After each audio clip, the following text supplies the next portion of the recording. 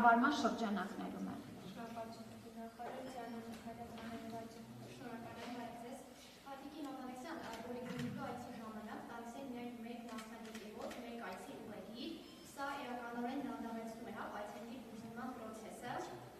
Մարդու երկար հերթին մեջ է առանձայնել, իսկ այս դեպքում նաև ստիպված է նոր այցեր հերցնել, պատրաստվում եք արդյոք վերանայել այս մոտեցումը և երկրորդ հարցը, որոշ բուժհաստատություններ ասում են, որ չեն սպասարկում ապահովագրություն, արդյոք իրավունք ունեն և ինչպես առողջական խնդիր ունեցողը կողմնորոշվի հրատապ դեպքում կամ առհասարակ որտեղ լինի, որ նման պատասխան չլսի, ո՞վ պետք է վճարի։ Ինչպես նշեցի, մեր հերթագրման կարգում, այո, մենք հիմա աշխատանքներ ենք տանում այդ պրոցեսների ամբողջ շղթաները մի հատ վերլուծելու, մոնիտորինգ անելու, թե իրական կյանքում ինչ բարդություններ են առաջանում և 1-2 ամսվա ընթացքում մինչև սեպտեմբեր որոշակի այսպես նոր լուծումներ կգտնենք մարդկանց ավելի հարմարավետ դարձնելու և ըստ բժշկագիտությամբ ճիշտ լինելու, որ այդ հոսքերը ճիշտ կառավարվեն, բայց եթե հնարավոր է դրա շրջանակներում պարզեցնել գործընթացը, կգնանք պարզեցման։ Սա մեր առաջ դրած խնդիր է, որը կլուծենք։ Հաջորդիվ, ինչ վերաբերում է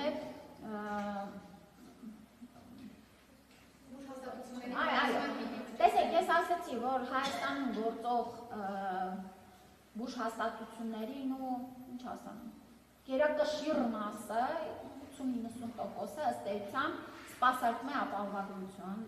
շրջանակներում և սա էլ ասեմ, որ չկա բժշկական կենտրոն, ով որևէ ծառայությունով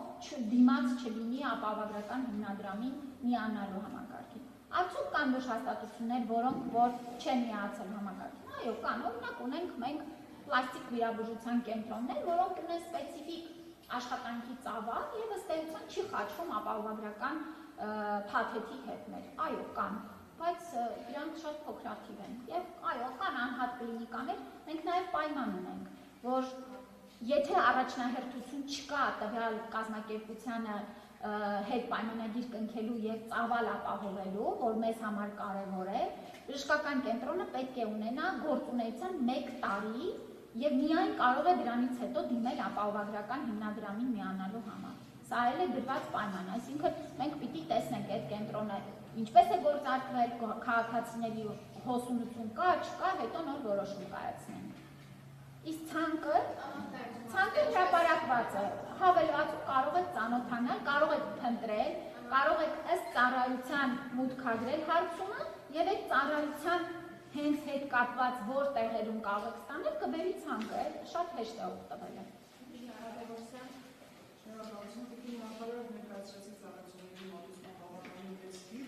Դրանց մեջ խնդրեմ ներկայացնեք ծավալի կազմող իրավունքները, առողջապահության ապահովագրությունը նախատեսված և հնարավոր համավարակ ինչ տիպի իրավունքությունների։ Շնորհակալ եմ հարցի համար։ Ընդհանուր առմամբ 122,621 հիվանդանոցային ծառայություն է մատուցել։ Օրինակ սրտանոթային վիրաբուժության 13,203 թիվ ունենք, որը ըստ էության բավական մեծ ծավալ է։ Սրա մեջ մտնում են թե ստենտավորման, թե սրտի բաց վիրահատության, ռիթմավարների տեղադրման և սա շատ երկար տարիներ կուտակված խնդիրներով քաղաքացիները առաջին անգամ հնարավորություն ունեն ստանալու այս վիրահատությունները, որովհետև գիտեք դրանք բավական թանկ վիրահատություններ են։ Էնդովասկուլյար վիրաբուժություն 577 ծառայություն է մատուցված, ուռուցքաբանական ծառայություններ, ուրեմն ծառայություններ, սրանց մեջ մտնում են վիրահատական բուժումները 6543։ Շատ մեծ թիվ է կազմում, ուրեմն 12,000-ից ավել դեպքերի թիվ ենք ունեցել միայն դեղորայքային քիմիոթերապիայի մասով։ Սա էլ գիտեք, որ մեզ մոտ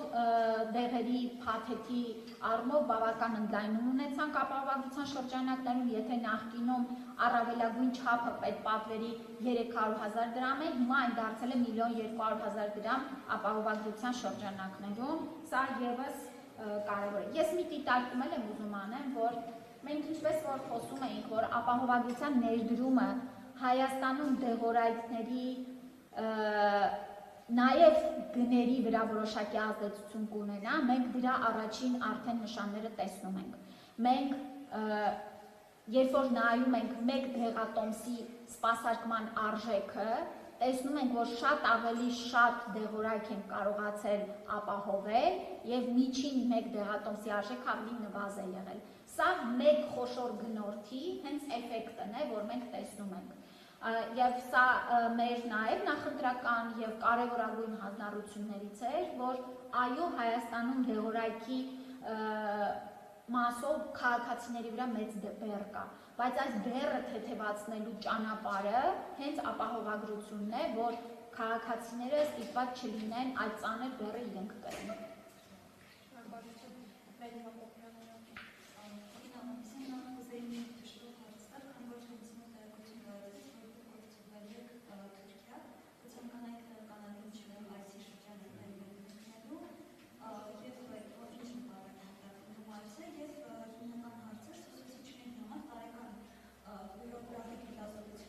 Չլսեցի կները։ Այո։ Տարեկան ֆիլմոգրաֆիկ հետազոտությունները պատկերացրին, սակայն դա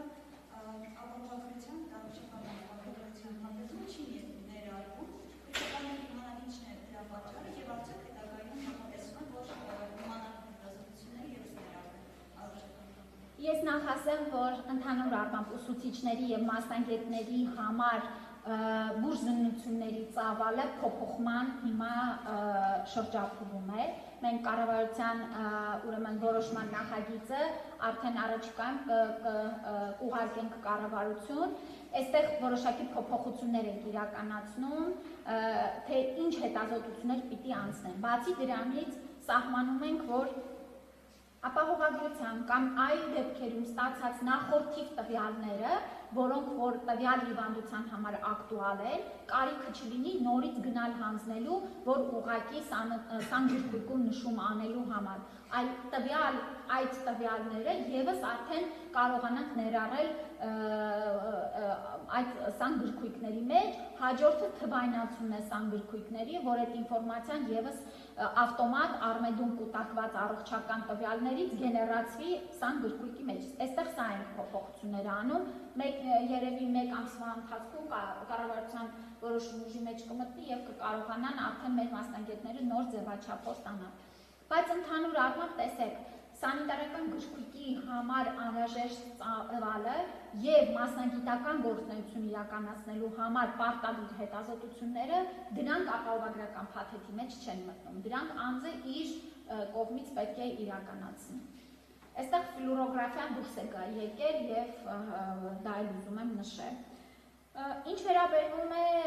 Ստամբուլի մայցին, այո, ես մեկնելու եմ Ստամբուլ, ԱՀԿ-ի կողմից ուրեմն ռեգիոնալ ժողովի, որը կազմակերպվում է Ստամբուլում, այն վերաբերելու է երկրաշարժերի եւ ընդհանուր առմամբ արտակարգ իրավիճակներում առողջապահական համակարգերի փոխգործունեության եւ նաեւ emergency թիմերի աշխատանքի մասով մասնագիտական նախարարական համաժողով է, որին ես եւս մասնակցելու եմ։ Այս մասով ես ասեմ, որ մենք գտնվում ենք մեր Հայաստանի ուրեմն արտակարգ իրավիճակների արձագանքման բժշկական թիմերի գնահատման փուլում եւ առաջիկայում հենց ԱՀԿ-ի կողմից հավաստագիր կստանանք բարեհաջող անցնելով գնահատման փուլը եւ Հայաստանը կունենա նման բարձր սերտիֆիկատ ունեցող թիմեր եւ անհրաժեշտության դեպքում դրանք պատրաստ են սպասարկելու թե Հայաստանի եւ թե նաեւ այլ երկրներում արտակարգ իրավիճակների ժամանակ։ Սա շատ կարեւոր ձեռքբերում է, որը տևել է 3 տարի, մինչեւ մենք այս ամբողջ աշխատանքները արել ենք։ Ժողովը ԱՀԿ-ի կողմից է, հրավերը ԱՀԿ-ի կողմից է։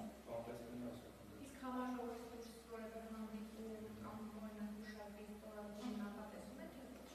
Ընդհանրապես ԱՀԿ-ի կողմից կազմակերպվող հանդիպումներում, նախարարական հանդիպումներում լինում են երկկողմ հանդիպումներ, այո, եւ այնտեղ այն նախարարները, ովքեր կլինեն մեր ռեգիոնից, իհարկե կլինեն նաեւ երկկողմ հանդիպումներ։ Այս պահին դեռ հաստատված օրակարգ չունենք։ Եկին նախարար հարցած մարզերի մասին է, տեսնում ենք, որ բժշկական կենտրոնները կառավարվում են, գերազանցում են, վերազնվում են, սակայն շարունակում են մտահոգ այս առումով նախարարությունը ինչ, այսպես ասած, շահագրգռող առաջարկներ ունի, որպեսզի բժիշկները այստեղ սովորեն ու ձգտեն գնան մարզեր, որպեսզի պոլիկլինիկայից ուղեգիր ստացած մարզի բնակիչը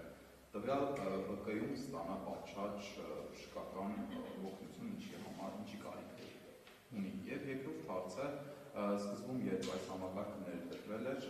քաղաքացին, ով այստեղ էր ապրում, այստեղ քաղաքացի էր, 1-2 օրով Ռուսաստան էր մեկնել, հետ էր եկել եւ վիրահատության կարիք ուներ, ստիպված գումարով վիրահատվեց, որովհետեւ ասացին, այդ 180 օրը չի պահպանվել։ Հիմա կա այդ խնդիրը։